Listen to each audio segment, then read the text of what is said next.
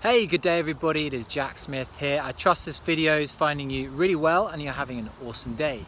I'm here in Surrey, in England, in the south of England. I'm at Wisley Gardens. It's a beautiful, sunny, autumnal day and I'm in the woods, and I thought I'd stop quickly and share a video.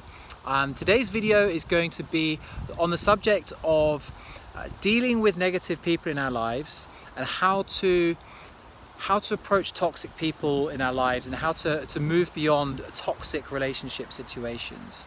Now, the more that we grow, the more that we advance, the more likely it is, or in fact it's a certainty, that we're going to experience negative backlash and rejection, criticism, judgments, and toxic reactions from certain people in our lives. And in my experience, it can often be people close to us, it can be friends and family, people whom are on your side deep down.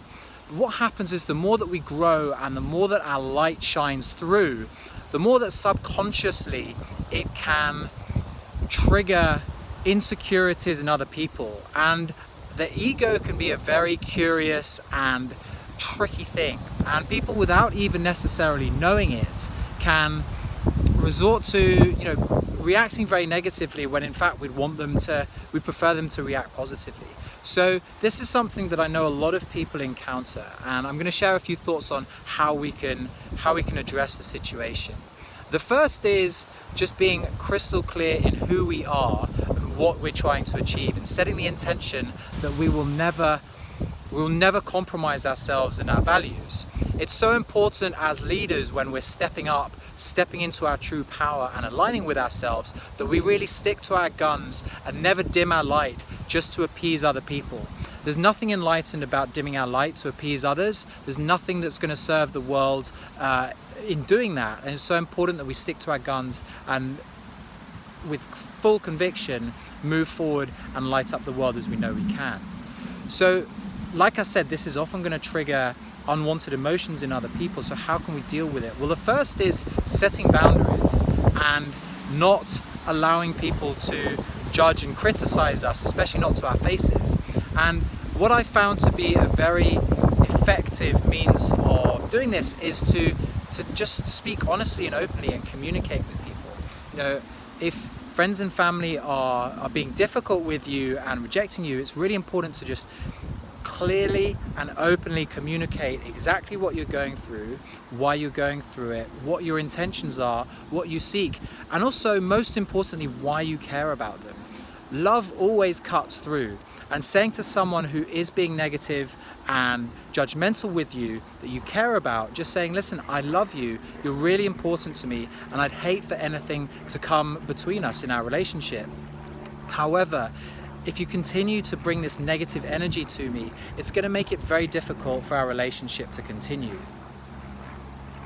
Now, that's an incredibly powerful thing to say, and it is going to hit home.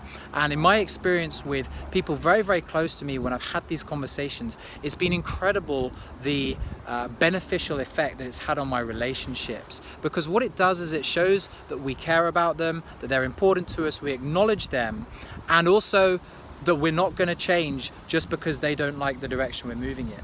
Now, it may sometimes happen that people just can't accept this, they won't get on board with it, and that's fine. It's not for us to carry anyone, and everybody is on their own journeys.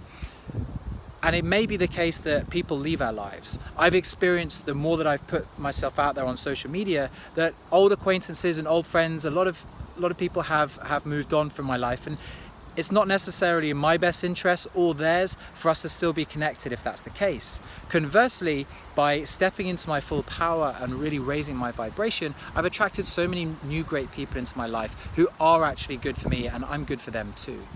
For those who are really important, like our loved ones, our family, our dear, dear friends, often they are going to deep down really support us. And by getting them on board, by openly and heartfeltedly communicating with them, we're going to take great steps forward in making our lives and their lives easier too.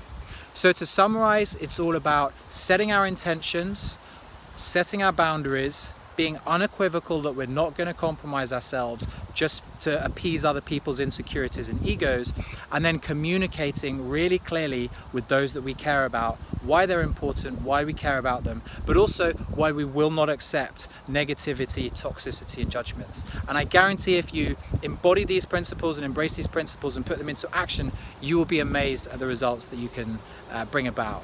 I trust this video has been useful for you. I'd love to know your thoughts. Please let me know in the comments below. If you've been through a situation similar to this, I'd love to hear if you have any further ideas as to how to best react. And I wish you a wonderful day.